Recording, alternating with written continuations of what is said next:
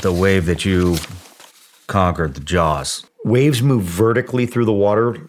The energy's traveling. The water stays still, but the energy's traveling through, which makes the wave. The energy's traveling through the water. When you have for example, a tidal wave, the tidal wave's energy travels horizontally. That we're wave readers. That's why we can go anywhere in the world. It doesn't matter where we go in the world. We can go to any place in the world and we can tell you about the wave. We know what the wave's doing. Surfing is completely foreign to me. Yes, sir. So excuse my ignorance on the subject. One thing I didn't realize is a wave, when you're talking about different waves, the names of them, it's not actually one wave. It's a location. It's a location. Yeah. Yeah.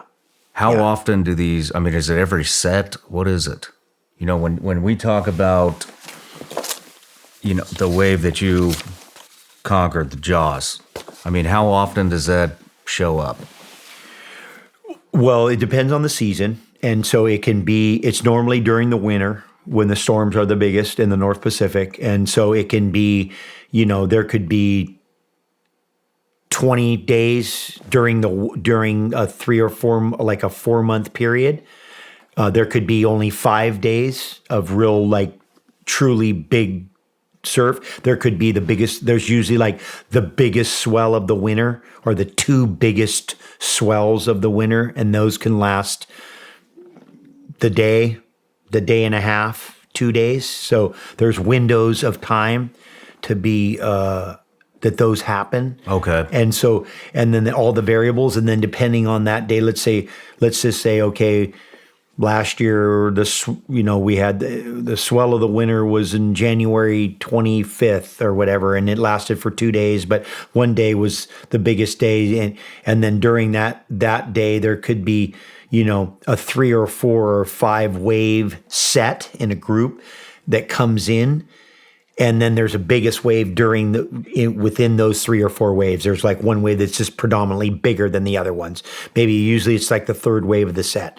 Okay. And then those groups could be every 15 minutes, could be every 10 minutes, could be every 20 minutes, could be every hour, but it could be somewhere in that. And all of those different variables, whether there's 5 waves in a set or 3 waves in a set, and then the amount of sets and the separation between the sets are all reflective of the storm's production and the way the storm is producing the waves, because the storms are producing the waves with the wind, and it's all about the rhythm of the storm. So if you have a very powerful storm that's has really high winds and is really, blowing consistently, it'll pump out a bunch of them. And if you really understood, the Hawaiians were able to probably, I know they were, but it's a little bit like looking at the light of a star that's gone and being able to tell you what the star was.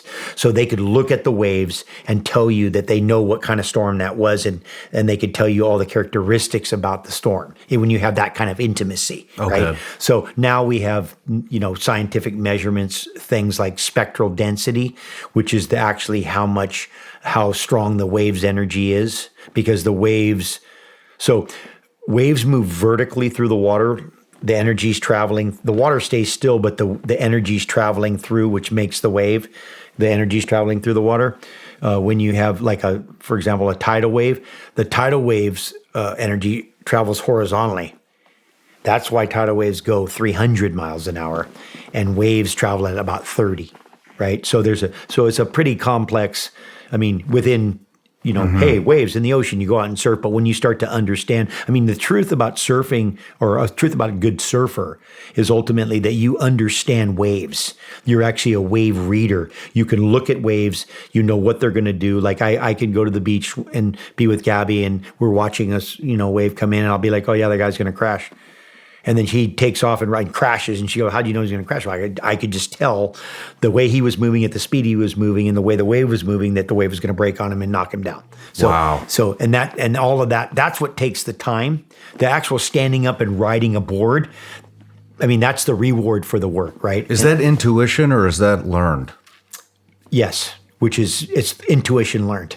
Both. So the learn becomes intuition. So it's like the 10,000 hours, right? When you have that much volume of experience, it goes into the unconscious, which is the intuition. So you start to be able to, over time, you be able to sense, like, you know what, that's going to do that, right? But it's still connected to all of that experience was consciously learned from observation and time, and that's what takes time in surfing. The surfing, that's the real thing, is understanding that we're wave readers. That's why we can go anywhere in the world. It doesn't matter where we go in the world.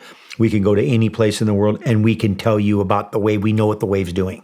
We can tell you the bottom topography, like the way the bottom's shaped by the way the wave's breaking. Like we know already. We already know that the way the wave is moving, what the bottom shape is and what it's doing. Wow. So, and that's just, again, that comes from all that time. And it's connected to like the guys being able to sail with the stars and look at the water texture and know that there's an island over there because they can see the refraction of the waves on the water coming from, it's just all that stuff that, they say the Eskimos had 300 names for snow. And I mean, it's the things that when we were more intimate with nature. So surfing is really based on that. Like, and then there's locations all over the world that we seek out specifically for specific kinds of waves, like certain types of waves, because of, like in Tahiti has very unusual reefs, right? So they're coral reefs that grow in a way to absorb